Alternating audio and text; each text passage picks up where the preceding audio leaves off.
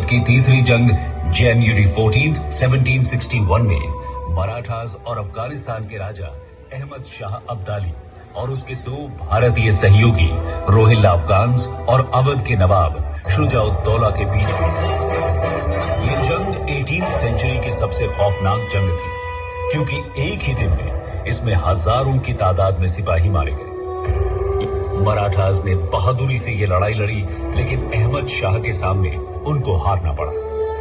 इस last battle of Panipat ने Maratha territories को आने वाले सालों में डिस्टेबलाइज कर दिया।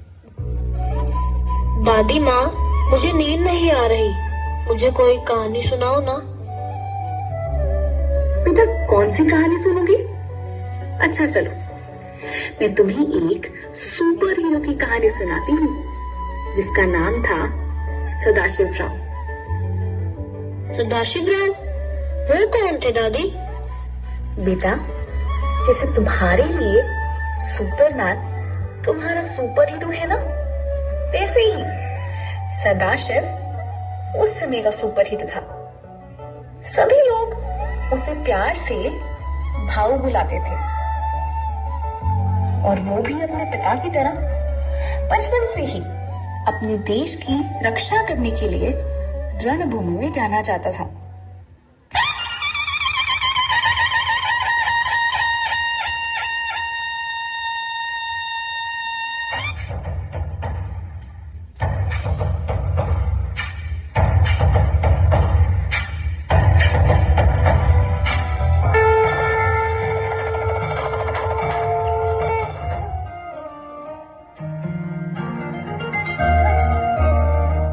सदाशिव, अरे ओ सदाशिव, कहाँ रह गया? अच्छा, तो यहाँ है तू। माँ, मुझे भी पिताश्री की तरह देश की सेवा करने रणभूमि में जाना है। देश से है प्यार तो हर पल ये कहना चाहिए, मैं रहूं या ना रहूं, भारत ये रहना चाहिए।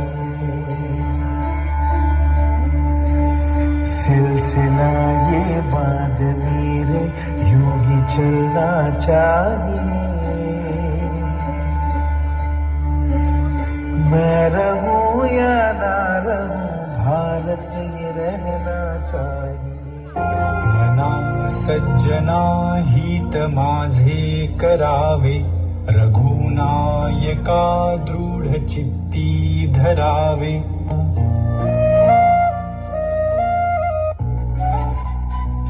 धीरे धीरे वक्त गुजरता गया, और आखिरकार वो दिन आ ही गया जब सदाशिव राव को मराठा साम्राज्य की भागदौड़ सौंप दी गई। हर जगह खुशी का माहौल था।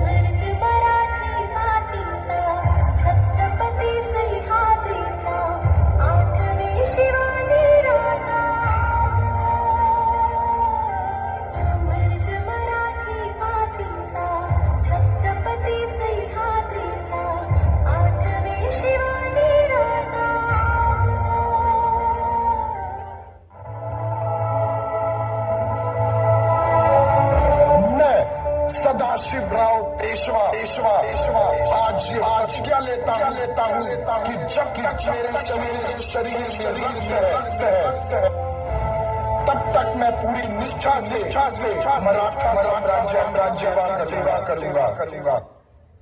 और फिर आया वो काला दिन, जब हिंदुस्तान की धरती पर घुस आया एक अफगानी घुसपैठिया, अहमद शाह अब्दाली। अहमद शाह अब्दाली? वो कौन था दादी? भारतवर्ष एक महान सभ्यता है, जहाँ मिट्टी भी सोना थी और दिलों के दरवाजे हर मेहमान के लिए खुले थे। इन्हीं दरवाजों से दिन गुजर कुछ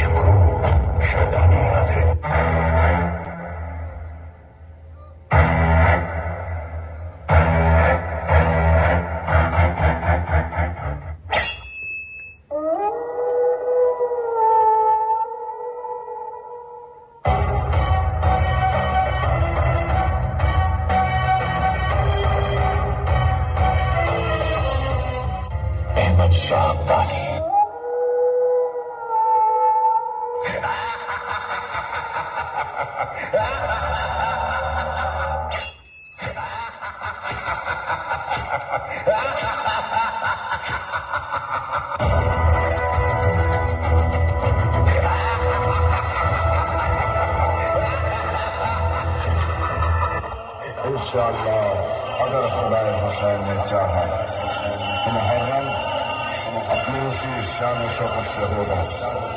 ये सारी दुनिया अपनी हैरत ज़दा आंखों से देखेगी। इंशाअल्लाह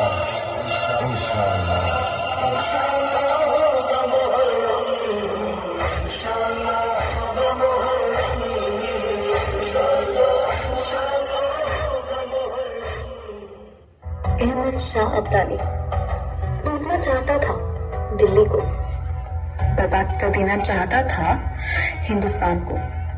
उसने सदाशिव के सामने अब तो कुछ शर्तें रखी। तो दादी, बाबू ने अहमद शाह की सारी शर्तें मान ली?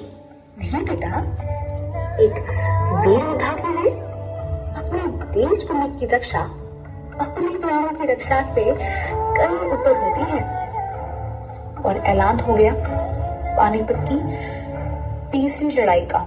अफगानिस्तान दुर्रानी अहमद शाह अब्दाली, श्रीमंत सदाशिवराव भाऊ पेशवा। तुझसे बहस करने का वक्त नहीं। मैं जंग नहीं चाहता।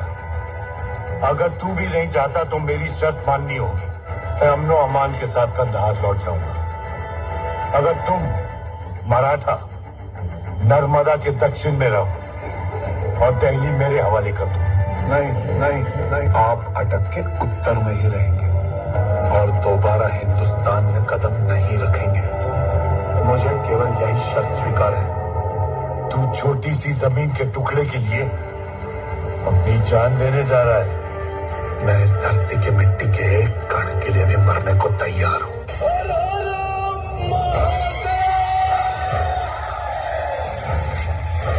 भाइयों, अपने चारों तरफ देखिए। यह है हमारी हिंदुस्तानी सेना का चेहरा। इसमें हिंदू है, मुसलमान है, अलग अलग जाति के लोग, किसान, सब अपने देश के रक्षा के लिए एक साथ एकजुट होकर खड़े हैं। मैदान में उतरकर अपनी पूरी ताकत से उसका सामना करो, ताकि अब्दाली को भी पता लग जाए कि अभी तक हमारे धरती में वीर योद्धा खत्म नहीं हुए हैं। जी श्रीवंत।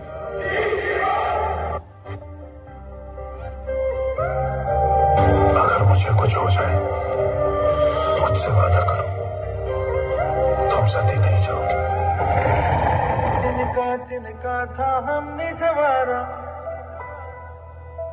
अपनी वो माटी और घर बारा, लुट रहा ये चमन अपना वतन, आंखों से अपनी लुट रहा। देवी माँ की प्यास बुझाने के लिए निर्बल की बलि क्यों? मेरा उमड़ता हुआ समर्पित संकल्प बोल के हम तो निकल पड़े, हर द्वार खोल के गगन कहे विजयी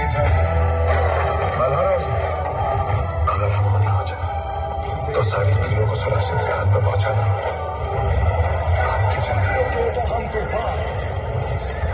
तूफान रोके तो हम आग का जवाब।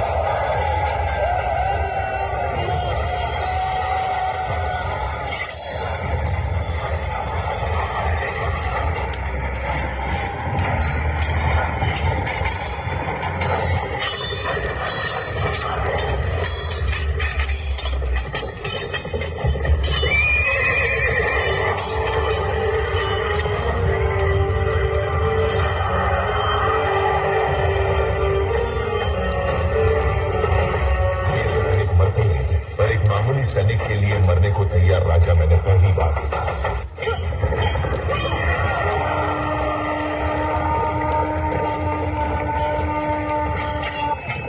इसे प्रजा का आशीर्वाद वो मराठा जो जात पात के परे है, वो मराठा जिसकी हर सांस में भगवा, वो मराठा।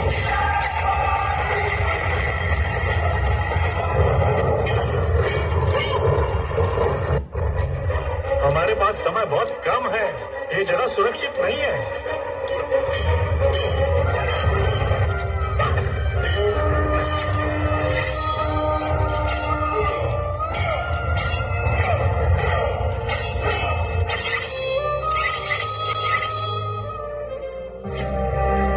यहाँ गिरी हुई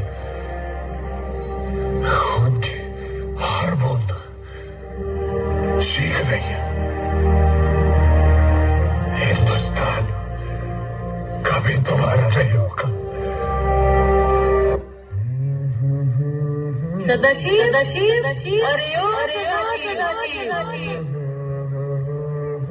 कहाँ रह गया? अच्छा, तो यहाँ है तू। देश से है प्यार तो हर पल ये कहना,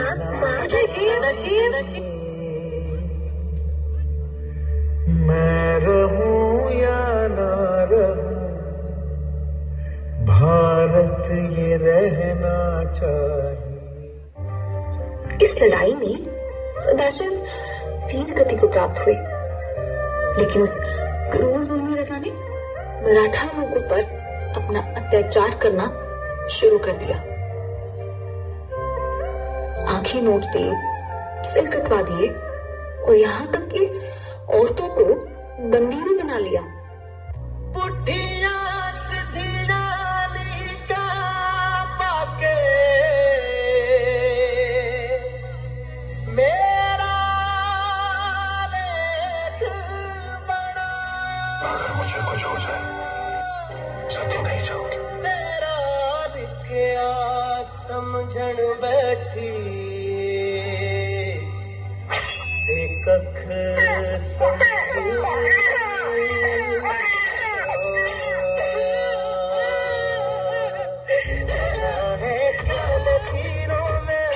मुझे पढ़ना नहीं आता, तेरे दर्द दुनिया से मुझे सुना नहीं आता, बस सुना दे कभी चल के।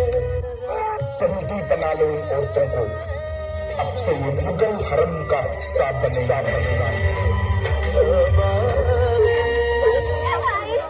क्या गलती है हमारी? क्योंकि हम औरत जाते बहुत बुरे वक्त में जन्म दिया है मैंने तुझे। मौरी जहाँ जाएगी जैसे रहेगी अपनी आई को माफ कर देना।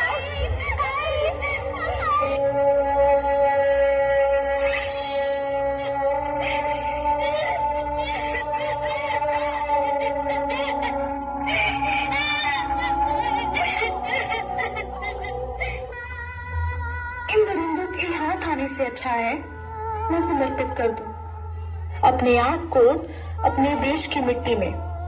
इन काफिरों के हाथ मेरी परछाई भी नहीं आएगी और यही इन अफगानियों की सबसे बड़ी हार होगी।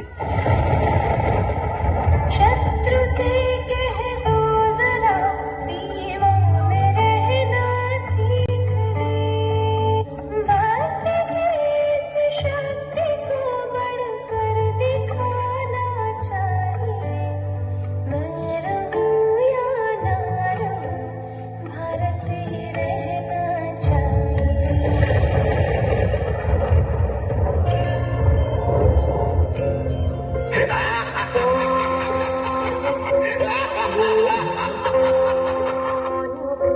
खुद को मैंने कहाँ खो दिया,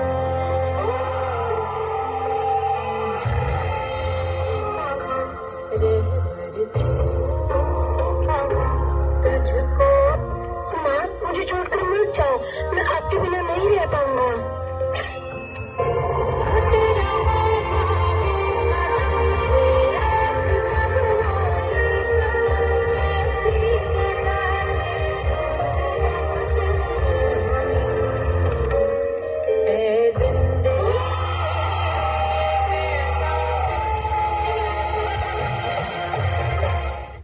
अफगानी सुरनी बादशाह ने हिंदुस्तान पर हमला किया, लूटपाट मचा के 70 करोड़ रुपयों की कीमत के हीरे जवाहरात लूट लिए, दिल्ली तबाह कर दी और हाथी, घोड़े, ऊंट एवं 18,000 हिंदुस्तानी जवान लड़कियां इनाम के तौर पर ले चले। खबर जंगल की आग की तरह फैल गई और लोगों ने सिखों को गुहार की।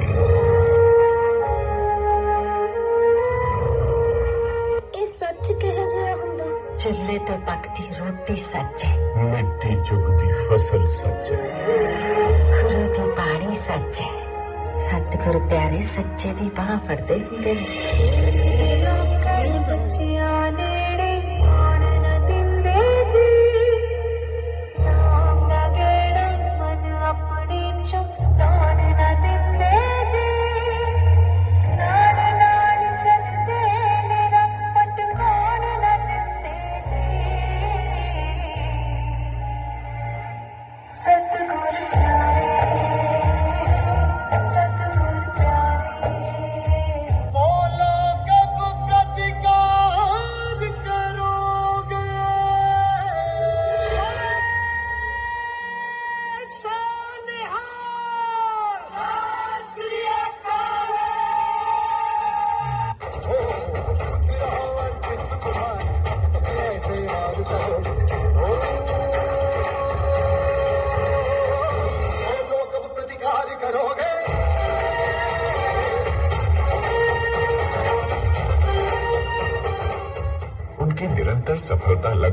12 बजे के आधी रात में साबित करती थी कि सिख धर्म राष्ट्र और मानवता की रक्षा के लिए अलौकिक शक्ति के साथ संपन्न है। अफगानी सिपाहियों में ये आम प्रचलन था कि रात को कोई भी आवाज आती थी तो वो डर के एक दूसरे से पूछते थे, 12 बज गए हैं, देखो कहीं सिख तो नहीं आ गए। हंसकर सिखों पे तुमने सोचा काम बहुत महान किया। शुक्रगुजार ना हो सके उनके जिन्होंने हिंदुस्तान तुम्हारे नाम किया। जो अपने देश के लिए शहीद हुए उनको मेरा सलाम है। अपने खून से जिसने जमीन को सींचा उन बहादुरों को सलाम है। कितना अच्छा हो कि अगर ये जंग, अगर ये इंसान हो ही ना, क्योंकि जंग कोई भी हो, नतीजा कुछ भी हो, लेकिन लड़ने वाला अपना कुछ ना कुछ तो खो ही देता है।